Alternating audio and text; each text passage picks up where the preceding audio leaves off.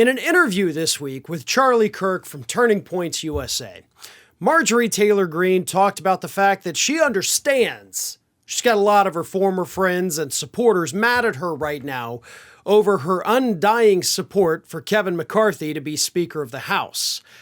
And she let people know exactly where their anger should be directed, and apparently it's at Donald Trump. In her statement to Charlie Kirk, that I'm going to read in just a moment, Greene not only tried to pass it off on Trump, like throw him under the bus, like, hey, this is the guy who did it, but she then took a veiled shot at Trump by talking about all the keyboard warriors out there who can't do anything more than send out emails and posts on social media. And it's very clear that that line was directed at Trump. So here is what she said, word for word, straight from her mouth.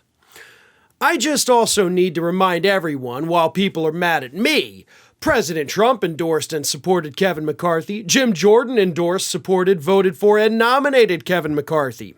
So people that are overly mad at me, I shouldn't be your punching bag. Be very clear-eyed about what this is, and I'll continue to prove exactly who I am through my actions, and not my words and emails, social media posts, and interviews on television. All right. So it's obvious, again, throwing Trump under the bus like, hey, you're mad at me for doing it. Look at this Trump guy. He did the same thing. Jim Jordan, that fella. Whew, they're the bad guys. But also, don't judge me through my emails or through my social media posts or my interviews on television. You can judge me by my actions. Now, there's only one person that could be directed at, and that, of course, would be Donald Trump. Because technically, she says, judge her from her actions, not all this other stuff that Trump does. But sure, you could argue, but Farron, all those other Republicans do those same things too. And that is true. That is very true. However, they're also doing actions for which you could judge them by. The only other one who's not doing an action, which Marjorie Taylor Greene says judge him by actions, not these things, is Trump. Trump's not doing anything because Trump has no power. So in my mind, it's very clear that second line, of course, is 100% directed at Donald Trump. The question I have is why? Why invoke his name at all? Why throw him under the bus? And then why go after him? Right? You got everything you needed. McCarthy won the speakership. The freaks in the Freedom Caucus, almost called it MAGA Caucus, which is probably a more apt name for it, they got everything they wanted.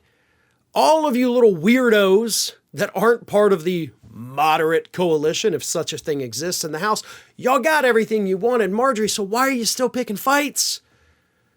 Are you mad at Lauren Boebert? Is that what this really is? Is that who you're actually directing that second line at? I think it may be. Because whereas the headlines on this, of course, talk about her going after Trump, which she did, she threw him under the bus, that's for sure. I think she's referring to the Associated Press interview that Lauren Boebert gave recently, where she mentioned that Marjorie Taylor Greene believes a lot of unhinged things. So in addition to throwing Trump under the bus and, of course, making a couple veiled insults at him, I think she's also going after Boebert here. I think this is a two-pronged attack because that's the only mode Marjorie Taylor Greene has. She's running out of friends. She's running out of options. It used to be her and Matt Gaetz, buddy-buddy. That relationship has gone south over the McCarthy fight. Lauren Boebert's always hated her guts because they're too similar. Right? Two cats fighting over the same litter box, basically. So Greene is just lashing out at everybody, throwing whoever she wants to under the bus, because I guess she feels at this point, with no friends, you got nothing to lose, do you? Hi, everyone.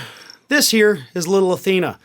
And Athena would like to know why you haven't subscribed to Fair and Balanced yet. So please, don't let Athena down. Subscribe today.